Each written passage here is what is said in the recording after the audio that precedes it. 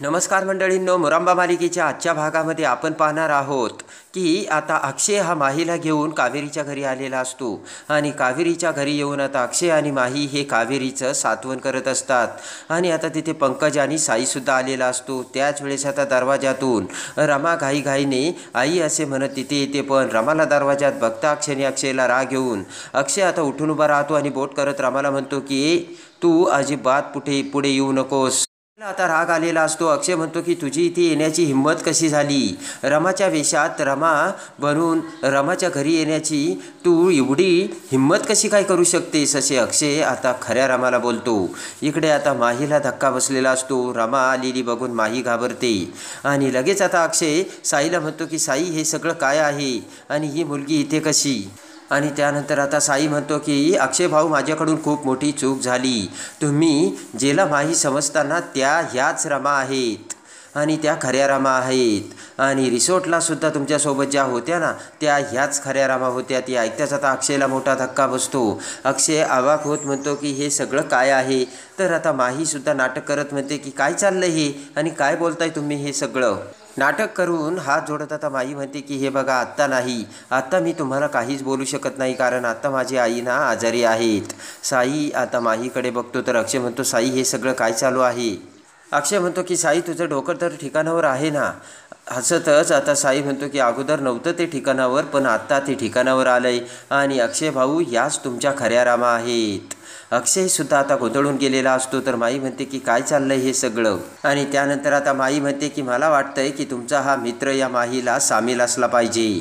तर आता साई म्हणतो की ए माही, तुझे हे नाटकं आता बंद कर आणि त्यानंतर आता अक्षय म्हणतो की हे बघ साई, तू या माहीची बाजू घेऊ नकोस। तर आता साई अक्षयला समजावण्याचा प्रयत्न करू लागतो। साई म्हणतो की अक्षय भाऊ, अहो नाही, तुम्ही जिला माही समजता ती रमा आहे आणि ही माही आहे। आणि तेवढ्यात आता पंकज म्हणतो की चल, जास्त नाटकं करू नकोस, माझ्यात घरात येऊन नाटकं करतोस काय। आणि त्यानंतर आता राग येऊन रमा म्हणते की काका, मी रमा आहे आणि ती माही आहे। बोट करत आता अक्षय म्हणतो की तू तर बोलूच नको, कारण तुझ्या मनात नाही हे सगळं काय चाललं ते मला नाही माहिती। आणि त्यानंतर आता रमा म्हणते की अहो, तुम्हाला का नाही कळत, मी ना रिसॉर्टमध्ये सुद्धा तुमच्याबरोबर होते आणि मीच रमा आहे।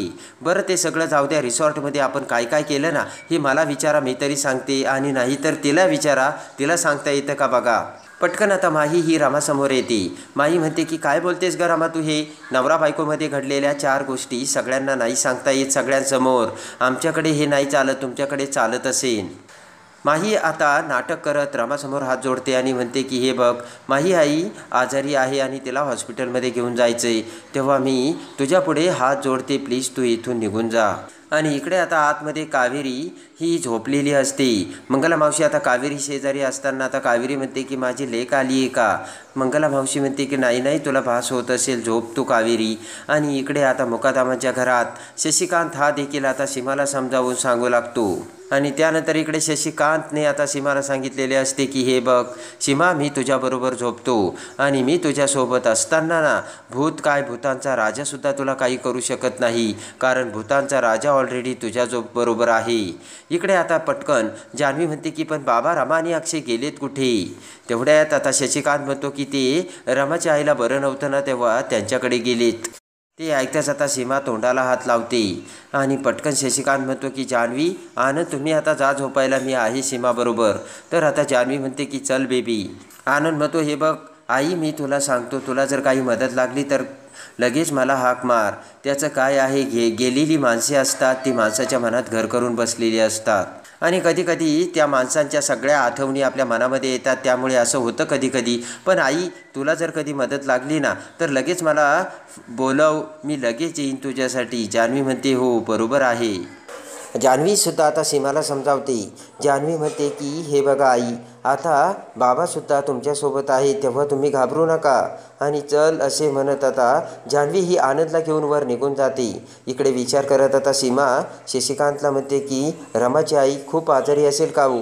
शशिकांत विचार करत म्हणतो की आता ते अक्षय तिकडे गेला ना त्यालाच माहिती, चल झोपायला, असे म्हणत शशिकांत आता सीमाला देखील झोपायला घेऊन जातो। आणि इकडे आता खूप मोठा प्रॉब्लेम झालेला असतो आणि इकडे आता अक्षय आणि रमा माही यांच्यामध्ये कोण माही कोण रामा हे चालू असतानाच मंगला मावशी तिथे येते आणि रामाला बघते. पटकन आता रामाचा हात धरून आता मंगला मावशी म्हणते की तू कशाला आलीस इथेच आणि चल निघ इथून. आणि तेवढ्यात आता अक्षयसुद्धा म्हणतो की तू माझ्या डोळ्यासमोरही थांबू नको माही, तू आत्ताच्या आत्ता निघ. तेवढ्यात आता साई म्हणतो की अक्षय भाऊ तुम्ही खूप मोठा चूक करू राहिलात आणि ज्यावेळेस तुम्हाला हे समजेल ना याच खऱ्या रामा आहेत म्हणून त्यावेळेस तुम्हाला खूप पस्तावा येईल. अक्षय म्हणतो की मला आता काहीच ऐकायचं नाही, मला माहिती आहे ना हीच माई आहे आणि आत्ताच्या आत्ता इथून निघून जा असे अक्षय आता रामाला बोलतो. इकडे आता मंगला मावशी बोट करत आता रामाला म्हणते हे बघ माझ्या बहिणीला अगोदरच बरं नाही आहे आणि माझ्या बहिणीला जर तुझ्यामुळे काही झालं तर मी तुला सोडणार नाही बरं का. पंकज म्हणतो की अरे तुम्ही काय सगळेजण इथे काय करता, नाही तर मी पोलिसांना बोलावीन, निघा आता इथून. आता रमा ही मावशीच्या हाताला धरते आणि म्हणते की मावशी. तर लगेच आता हे बघ मावशी म्हणते की मला धरू नकोस, माझ्या बहिणीची जर तुझ्यामुळे तब्येत अजून ढासळली ना तर मग बघ मी काय करते ते. रमाला आता मोठा धक्का बसलेला असतो, रमाची आता कोणीच ऐकायला तयार नसते. मंगला मावशी म्हणते की तापामुळे तिला खाता पिता येत नाही, तिला खूप त्रास होतोय आणि तिच्या अंगामध्ये काहीच त्राण उरलेलं नाही आहे, तुझ्यामुळे आणखी जर तिला त्रास दिला ना तर मग बघ असे आता मंगला मावशी खऱ्या रमाला बोलते. मंगला मावशी म्हणते की हे बघ तू आमच्या घरच्या भानगडीत पडू नकोस, ती तुझी आई नाही आहे त्यामुळे प्लीज तू इथून निघून जा. आणि त्यानंतर आता मंगला मावशी म्हणते की हे बघ मला माहिती आहे ना तू फक्त माझ्या बहिणीला त्रास द्यायला आली आणि चल निघ असे म्हणत आता मंगला मावशी ही रमाचा हात धरून रमाला बाहेर काढते. तर अक्षय म्हणतो की साई तू सुद्धा आता जा. आणि आता रमा आणि साई दोघेही बाहेर येतात. तेवढ्यात आता साई म्हणतो की हे बघा रमा तुम्ही तुमच्या आईला भेटा ना, तुमच्या आईला जर तुम्ही भेटलात ना त्या तुम्हाला ओळखतील. आणि त्यानंतर आता रमा म्हणते की आता बघितलं ना तुम्ही, आता आपण आतमध्येच गेलो होतो, भेटू दिलं का मला त्यांनी, आणि हे आता हे त्यांच्यासोबत आहेत, नक्की हे त्यांना हॉस्पिटलमध्ये घेऊन जातील, तुम्ही काही काळजी करू नका. तेवढ्यात आता साई म्हणतो की अक्षय भाऊ तर त्यांच्यासोबत आहेत पण आता तुमच्या आईला तुमची सगळ्यात जास्त गरज आहे. रमा म्हणते की अहो तुम्ही बघितलं आहे ना आता कोणीच विश्वास ठेवणार नाही आहे. रमा म्हणते की तेव्हा आतमध्ये न गेलेलंच बरं, आणि आता मी माही आहे किंवा रमा हे सांगण्यात बसण्यापेक्षा आईला आता उपचाराची जास्त गरज आहे. रमा म्हणते जाऊ दे आपल्यामुळे अजून त्रास व्हायला नको आणि आपण जाऊयात असे म्हणत आता रमा ही साईसोबत पुन्हा साईच्या घरी निघून जाते. आणि त्यानंतर आता रमा आणि साई दोघेही घरी येतात. सायदाची आई आता घरातलं आवरत असते. रमाकडे बघत आता सायदाच्या आईला धक्का बसतो. रमा ही कॉटवर बसते आणि रडू लागते. साई आता रमाला समजावू लागतो.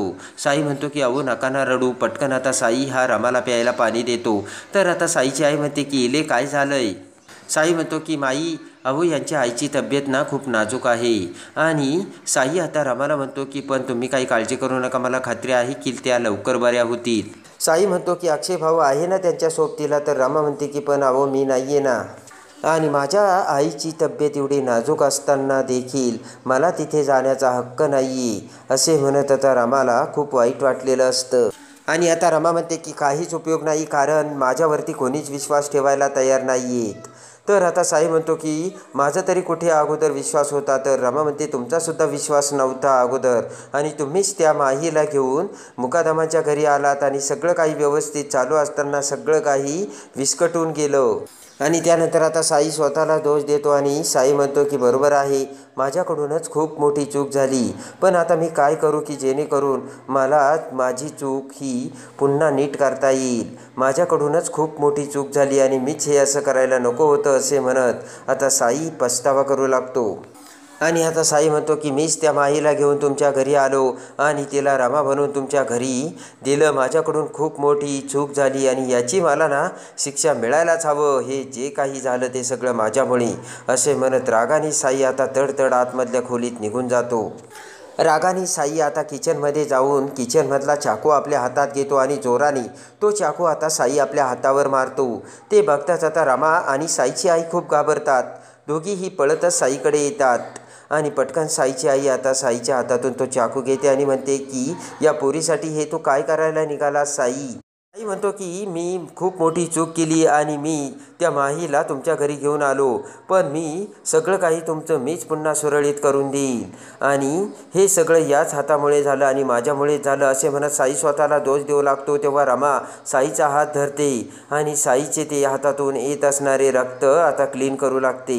आणि त्यानंतर आता पटकन साईची आई साईसाठी फडकं घेऊन येते आणि तो रुमालाचा कपडा आता साईच्या हातावर बांधता क्षणी आता साईची आई म्हणते की साई, हे तू काय करून राहिलास? तुला कळतंय का काही? या पोरीपायी तू स्वतःचं रक्त सांडवलं साई, तुला काही कळतंय का? असे आता साईची आई साईला दोष देऊ लागते. आणि इकडे खूप उशीर झालेला असताना देखील आता सीमाला झोप लागत नसते आणि अक्षय येण्याची आता सीमा वाट बघत असते. एरझऱ्या मारत आता सीमा विचार करते की एवढा उशीर झाला, अजून हे का नाही आली? आणि तेवढ्यात आता सीमा विचार करते की रमाची आई बरी असेल का? आणि अक्षय तिथे येतो. माही आणि अक्षयला बघताच आता सीमा म्हणते की काय रे, एवढा उशीर का? आणि कशी आहे आता कावेरीची तब्येत? अक्षय म्हणतो की त्या आता ठीक आहेत, पण आई तू एवढ्या उशिरापर्यंत जागीच का? त्यानंतर आता सीमा म्हणते की अरे अक्षय, पण तिला झालंय तरी काय? अक्षय म्हणतो की या आत्ताच्या सगळ्या घडामोडी बघता त्यांना ना खूप नैराश्य आलंय आणि या नैराश्यामुळे आता त्यांचा तो आजार त्यांचं शरीर त्या आजाराला कितपत साथ देईल ना हे सांगता येत नाही. ते ऐकताच आता सीमाला धक्का बसलेला असतो. अक्षय म्हणतो की आता रमा, तुझ्याकडे काही तुझं डोकं चालतंय का? काय करायला हवं? तर आता रमा म्हणते की मला सुद्धा काही समजत नाही. तेवढ्यात आता इकडे सीमा म्हणते की अक्षय ऐक ना, आपण ना त्यांना मोठ्यात मोठ्या डॉक्टरांकडे दाखवूयात ना. ते ऐकताच आता इकडे माही म्हणते की चालेल ना. तर आता अक्षय म्हणतो की हे बघ आई, मी तुला काय सांगतो, आता जे डॉक्टर आहेत ना ते खूप नामांकित डॉक्टर आहे आणि त्यांची ट्रीटमेंट चालू आहे, पण तरीसुद्धा काहीच उपयोग होत नाही. ती ऐकताच आता सीमाला धक्का बसलेला असतो. आणि त्यानंतर आता इकडे सीमा म्हणते की आपण अशी काय करू शकतो की जेणेकरून सीमाची तब्येत सुधारेल. अक्षय म्हणतो की एक गोष्ट आहे जी आपण करू शकतो. असे म्हणत आता अक्षय हा माहीकडे बघतो आणि अक्षयच्या डोक्यात आता माही विषयी एक मोठा विचार आलेला असतो.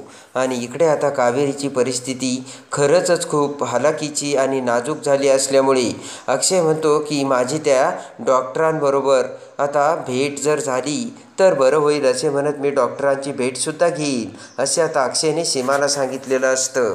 दुसऱ्या दिवशी रमा इकडे अगदी साधी साडी घालून निघालेली असते आणि रमा आता तिच्या आईच्या घरी जात असताना पटकन साई आता रमाला थांबवतो आणि म्हणतो की रमा, आता तुम्ही चालल्यात, पण तुम्हाला तुमची आई ओळखेल का आणि ॲक्सेप्ट करेल का? तर आता रमा म्हणते हो, आता तुम्ही काही काळजी करू नका, कारण मी ना टॅटूसुद्धा लपवला आहे आणि मी त्यांना सांगेल ना यांनी मला पाठवलं आहे म्हणून. तेव्हा तुम्ही काही काळजी करू नका, माझी ओळख मी खरी दाखवणार नाही. साई म्हणतो की त्यांनी तुम्हाला जर ओळखलं नव्हतं आणि आता जर नाही ओळखलं तर? रमा म्हणते की त्यावेळेस नसळ कळलं तिला, तीसुद्धा गोंधळली असेल आणि म्हणून तिच्याकडून ओळखण्यात झाली असेल चूक, असे आता रमा साईला समजावते. रमा म्हणते की आता मी तो विचार नाही करत, आता सगळ्यात महत्त्वाचं म्हणजे मी तिच्या जवळ असणं महत्त्वाचं आहे आणि तिच्या विचारपूस करणं ना माझ्यासाठी जास्त महत्त्वाचं आहे. तेव्हा काही जरी झालं तरी मला आईची भेट घ्यावीच लागेल, असे रमा साईला बोलते. त्यानंतर आता साई हा रमाचे सगळे बोलणे ऐकतो. साई म्हणतो ठीक आहे तुम्ही जा, पण एक गोष्ट, तुम्ही तिथे गेलात आणि ती माही जर तिथे पुन्हा आली आणि तिने तुम्हाला बघितलं आणि अपमान केला तर?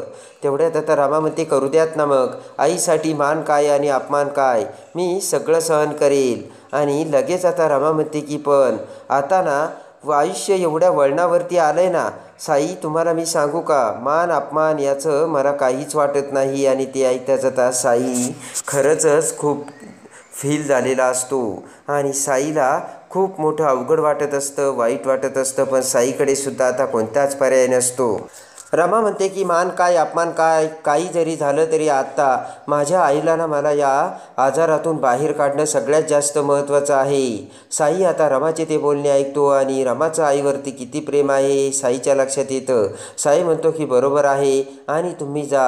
आणि असे म्हणताच आता रमा ही तिच्या आईच्या घरी कावेरीच्या घरी निघालेली असते. इकडे कावेरीची तब्येत दिवसेंदिवस खूप ढासळत असते.